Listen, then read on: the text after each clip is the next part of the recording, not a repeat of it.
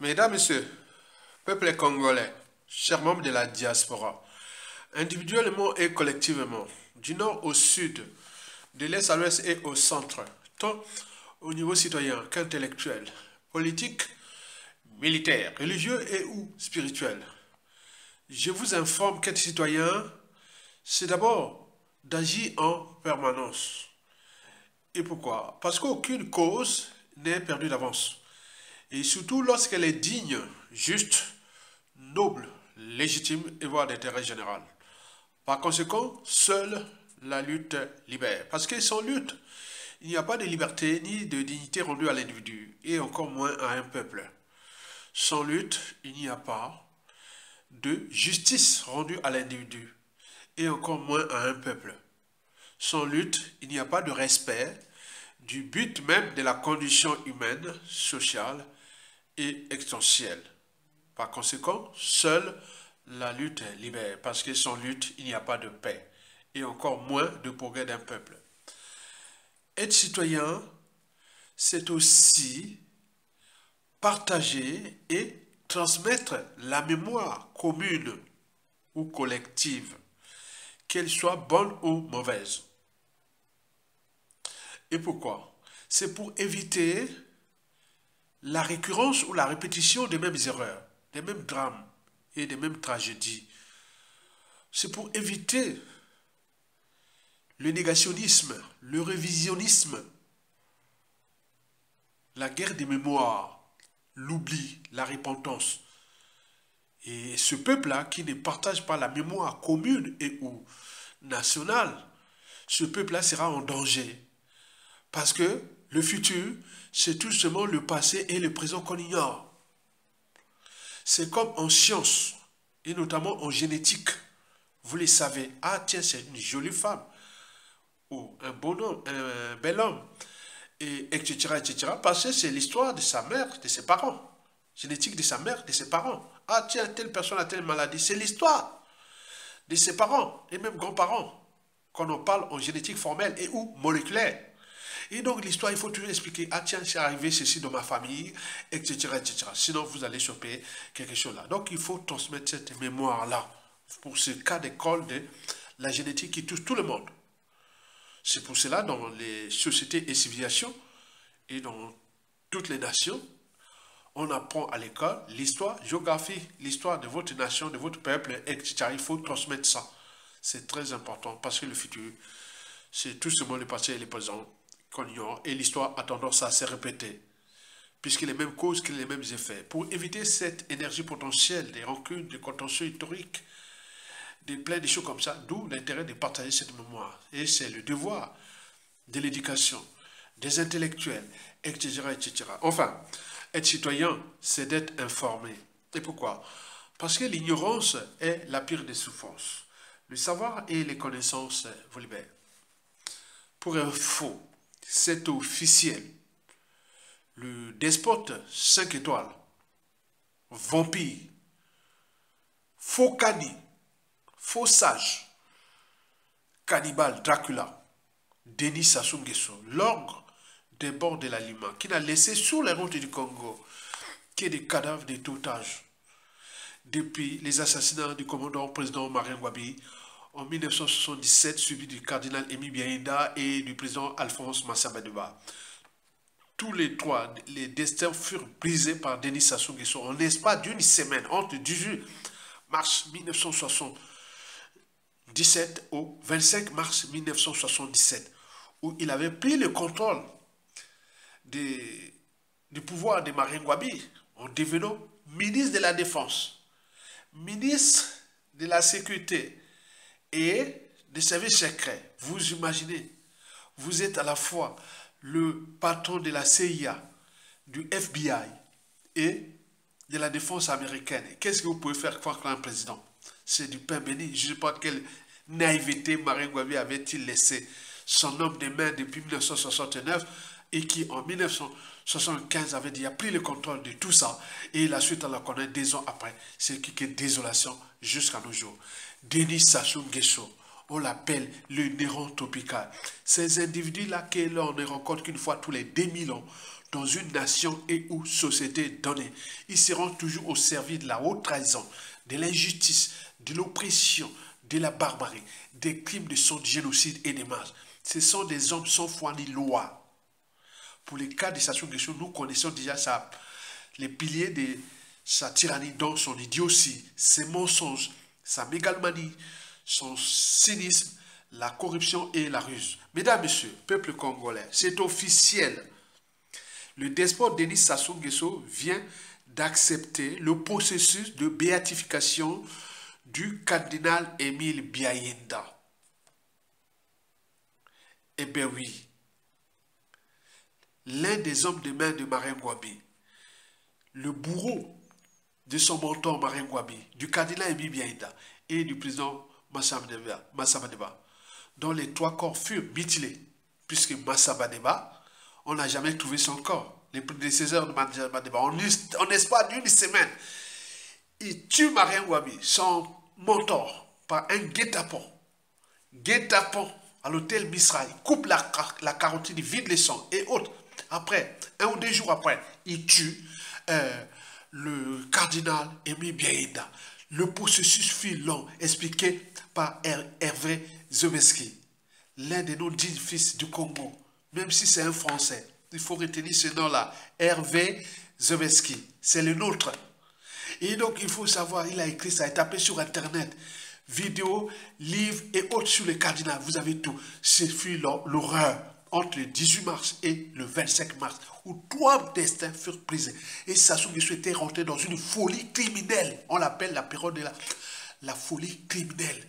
Donc, il s'agissait de tuer. Donc, il a donné tous ses hommes de main pour éliminer tout le monde, tout ce qui bougeait dans ce pays-là entre le 18 mars 1977 au 25 mars 1977 et suivi d'autres assassinats jusqu'au 2 avril. En fait, entre le 18 mars et le 2 avril, Sassou avait libre cours de faire ce qu'il voulait en tant que ministre de la Défense, ministre de la Sécurité intérieure, ministre des Services secrets. Ensemble, il a fait ce qu'il voulait, avec la bienveillance de la France-Afrique, du pétrolier Total, à l'époque ELF. Et voilà la suite, on la connaît. Vous imaginez cette histoire-là qui a honte l'esprit des Congolais. Si bien que l'un de nos compatriotes, le docteur Vicler Rufin Mabiala, l'a dit que le Congo, il faut vraiment, c'est pas que tout ce qu'on parle de la politique, ni du social, ni de pop, il y a la spiritualité. C'est un peuple qui doit être exorcisé. Parce que c'est que le Congo a subi des Sassou Nguesso là, hors de la France-Afrique. Et donc il a fait ce qu'il voulait d'humanité au Congo. Mesdames, Messieurs, peuple congolais, chers membres de la diaspora. Alors, pourquoi le Vatican et Denis Sassou Nguesso, le bourreau du cardinal Biaïnda, s'accordent ou acceptent finalement d'engager le processus de béatification du cardinal Émile Biaïnda, 47 ans après son assassinat par Denis Sassou Nguesso? J'en ai sélectionné pour vous 3 raisons. Mais avant d'arriver à ces 3 raisons, je vous informe que le ministre Jean-Luc Malika, paix à son âme, mort cette année. Oui, cette année, oui, c'est ça. Et donc, le 30 avril et 15 avril, il est mort le 15 avril 2024. Il m'expliquait plusieurs fois. Vous savez que quand on parlait du catholicisme au Congo-Brazzaville, on parlait toujours des Malikas. La basilique Sainte-Anne, c'est les Malikas qui ont fait, ses parents ont fait la basilique Sainte-Anne de Brazzaville. Malika, Jean-Luc Malika, l'ancien DG des impôts, ancien ministre de l'économie et des finances de la période de transition. Donc nous discutions plusieurs fois, je prends sur une quinzaine de fois et je leur fais même 3 ou 4 vidéos à ce sujet entre 2017 et 2021. Là nous discutions. Il disait que si on béatifiait le cardinal Émile Biaïnda, ça sera la chute de Sassou Nguesso. Parce que les catholiques, les 2 milliards de catholiques du monde entier seront ce qui s'est passé au Congo-Brazzaville entre Denis Sassou Nguesso, Elf Aquitaine aujourd'hui Total et la France-Afrique. Donc comment on a pu faire ça à un individu de ce rang, puisqu'il fut l'un des premiers cardinaux d'Afrique, même le premier je pense. Et donc là, comment on a pu faire ça là? Et depuis 47 ans après, on ne fait rien. Et donc là, donc, Donc, vous avez tout compris. Donc, il expliquait que si on béatifiait le cardinal Émile Biayenda, ça sera la chute de Sassou Nguesso. Et donc, vous allez comprendre pourquoi. Parce que, bon, là, il faut maintenant analyser les trois raisons pour lesquelles Sassou Nguesso accepte de béatifier le cardinal Émile Biayenda. Bon, je pense que bon, la première raison, ce sont les rapports de force. Ça, il n'y a pas photo. Parce que le catholicisme et tout ça, au niveau intellectuel, au niveau de tous les réseaux, il dit non, mais attends, à quoi ça sert d'avoir l'église catholique, le Vatican et autres. Depuis 47 ans, ça souffle sa tête, il finance l'église catholique, il fait ce qu'il fait. Alors, il n'y a plus de sens ni de signification de la spiritualité chrétienne au Congo, surtout les cathos. Donc, vous imaginez là. Donc, au regard du contexte déjà de l'église en Afrique, le bassin du Congo, c'est quelque part le socle du catholicisme en Afrique, puisque en Afrique de l'Ouest, c'est les musulmans. Et en d'autres parties d'Afrique, c'est les protestants et tout compagnie. Il reste que le socle du bassin du Congo, le Congo-Brazzaville, la République démocratique du Congo, les Gabon et autres. C'est là où ça se passe. Mais là, il n'y a plus de choses. Donc, les rapports de force, donc, c'est inverse. Donc, Sassou a peut-être quelque part, on l'a imposé d'accepter ce processus-là. C'est qu'on est en train de les pousser vers la porte. Parce qu'on sait bien que ça ne marche plus. On a fait ça. Beaucoup commencent à comprendre l'histoire du catholicisme au Congo sous Sassou Nguesso. Ne fut que désolation. Sous enjeu de la France-Afrique. Et jusqu'à combien de temps encore? Donc cette première raison-là est importante. Puisque sans rapport de force, Sassou ne céderait pas. Donc là, il est en train de temporiser parce qu'il sait bien que les choses ont changé et vont changer.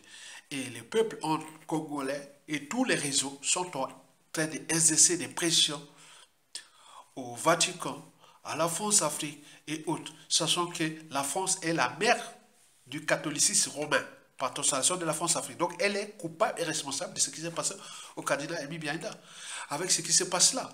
Donc les rapports de force, c'est un monde de rapports de force.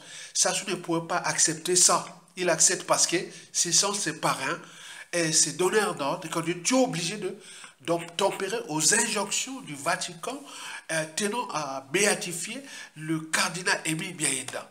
Et lui, il voit ça comme une traîtrise, qu'est-ce que ça peut faire, et c'est bien comme ça. Donc il est là, vous avez compris. Donc c'est un criminel qui est là, qui fut protégé par l'église catholique. Et donc jusqu'à combien de temps encore?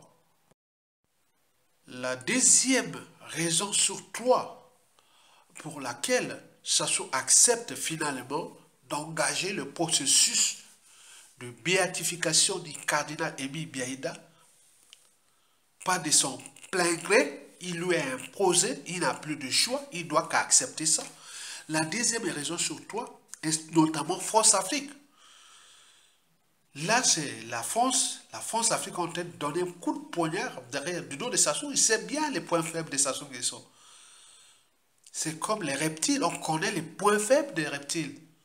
C'est la tête. Si un serpent boit ou l'anaconda vous entoure, les anneaux, et si vous n'êtes pas deux ou trois, ou voilà, vous serez complètement là, vous pouvez essayer un peu d'écarter les anneaux, mais vous ne pouvez pas. Or là, quand vous avez quelqu'un qui est à l'heure, tu dis, tapez sur la tête de l'anaconda ou du serpent. Tapez tout le temps, il va lâcher les anneaux. Donc là, c'est un coup de poignard que les réseaux sont en train de montrer à la France, quelque part, ça a sauvé. Vous avez entretenu un criminel. Donc on sort des repères, même africains, au terme d'humanité, de la raison, de la morale et tout. Il n'y avait plus ça. Ça n'a plus existé depuis Sassou Nguesso est là. Sous peut-être des intérêts français, France-Afrique et tout. Malgré tout ça, la force n'est pas au rang mondial, premier rang mondial. Ils l'ont décliné. Donc c'est quoi encore d'entretenir cette là, au lieu que d'entretenir son précaré, et c'est un peu de changer les paradigmes. Donc là, je pense qu'il y a une main noire à France-Afrique. Qu'on cherche les moyens de dégager Sassou Nguesso. Et là, vous savez qu'on peut tout fouiller, sauf sa conscience. Donc, Denis Sassou Nguesso est très bien conscient que c'est fini. Comme l'a dit, tôt ou tard, je paierai. Voilà, je reprendrai tout. Il sait bien. Parce que lui, son pouvoir ne tient pas des Congolais. Il tient de la France-Afrique et ces réseaux-là. Parce que si c'était chez nous, d'un point de vue politique, on l'aurait déjà chassé. Depuis les changements des coups de ces coups d'État et les changements de constitution, les hold-up électoraux. Sinon, on l'aurait déjà chassé. Si on était un peuple, là, c'est pas ça. Deuxièmement, si le problème de Sassou, c'est pas social. Sinon, au regard de la condition humaine exécrable, sociale exécrable, tout dans la boue. Vous avez vu un pays où les gens font du travail obligatoire pendant 5 à des années, 5 mois à des années, sans salaire, pension, retraite. Oh, ils sont là, ils vont travailler. Ils laissent ça, peut-être quand ça soit parti, ils vont venir voir le suivant, et venir nous donner l'argent, payer nos arrières. Ils vont dire, attends, c'est comme tu as tes parents, et ils sont plus là, et celui qui t'adopte, et tu viens dire, oui, donnez-nous là, non. Attends, c'est pas possible. Là, ça soit en train de laisser une bombe à retardement. Donc, il faudra toute une pédagogie aux Congolais que les arriérés de pension, des retraites, des bourses, autres, c'était ça. Si on peut faire même une loi, un décret, que chaque Congolais va voir au Congo, là où se trouvent les Sassou et les Guessons.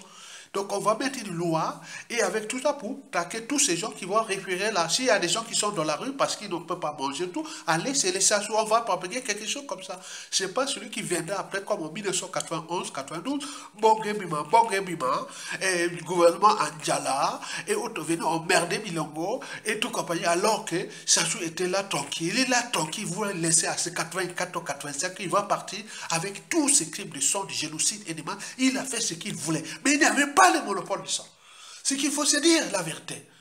Et donc, il faut savoir que le danger n'est pas derrière nous, mais encore devant nous. Parce qu'il y a des gens qui ils savent bien comment ça fonctionne, les systèmes. Ils sauront comment les punir. Sans scrupules, sans état d'âme. Donc, le monde là, c'est un monde des rapports de force. Vous avez fait du mal aux uns et aux autres. Et vous continuez à pavaner comme si rien ne s'était passé. Donc, demain, vous n'allez pas sortir comme les lâches, les peureux et autres. Donc, je dis que le problème, ce n'est pas politique ni social, sinon ça se saurait. Encore moins culturel, sinon toutes les tribus des autres tribus, disent, on lâche les mochis dans toutes les administrations, institutions, police, armée et autres, on laisse tout seul, on se regroupe, on les chasse du pouvoir et autres. Mais là, on ne le fait pas. C'est pas ça. Et le problème n'est pas aussi, comment on appelle, spirituel. Si c'était spirituel, attends, ça se rend dans les églises, ils invitent les curés, ils sont du nord au sud de l'est, ils les financent, il fait ça, juste comme des temps, quoi. Il a humilié l'église catholique. Je vous dis sincèrement, moi, en tant que sujet catholique, quelque part, et intellectuel autre, je dis que Sassou a humilié l'église catholique au Congo. Grave, grave. C'est jamais vu. Donc, vous imaginez, et combien de fois, là. Donc, la deuxième raison où la France-Afrique est en train de pousser Sassou Nguesso vers la sortie, en train de l'humilier. Donc, il va être humilié. C'est bien comme ça. Et la troisième et la dernière raison pour laquelle Sassou Nguesso accepte, quand c'est créé, d'accepter devant tout le monde, tout ça, parce que le contexte, la situation et les enjeux à venir sont vraiment problématiques pour lui-même, pour la France, pour l'Église catholique et autres dans ce pays. Explication en 3 points essentiels. Le premier point essentiel, ce sont les réseaux du cardinal Aimé Biaïda. Ils sont très puissants au Congo. Sur fond d'appartenance et tout, ce sont des réseaux très puissants. Au niveau de la spiritualité, ils ne lâcheront rien.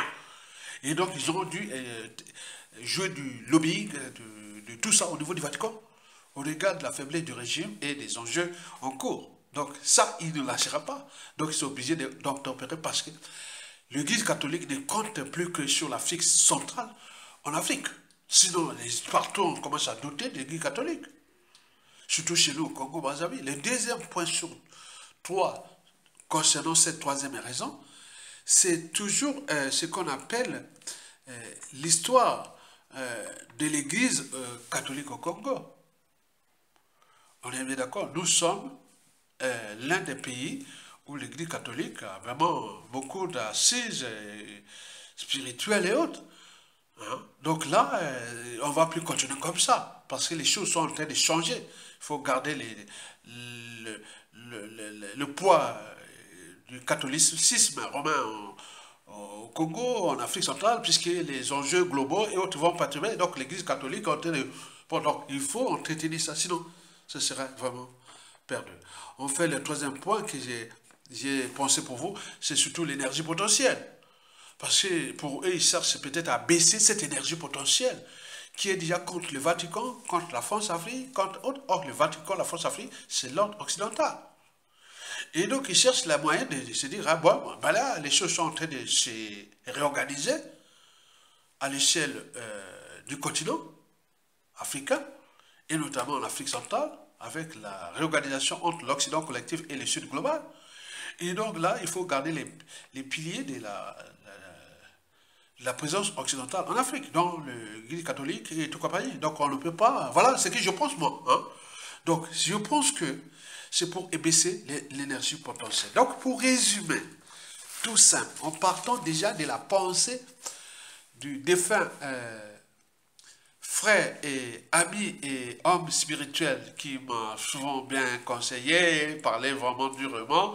Il m'a retracé toute cette histoire du Congo depuis la construction de cette basilique et de tout ce qui s'est passé du Congo de 1946, c'est-à-dire à la fin de la Deuxième Guerre mondiale, jusqu'à nos jours. Cette histoire du Congo, jour par jour, je les connais tout. C'est quand on regarde les familles, les noms, les tout, je connais tout le monde en fait. Je fais petit. Donc partant de 1946, jusqu'à nos jours, personne ne peut pas traiter l'histoire du Congo, Brazzaville. Et d'ailleurs, mon papa, il est arrivé à Brazzaville dans les débuts des années 50.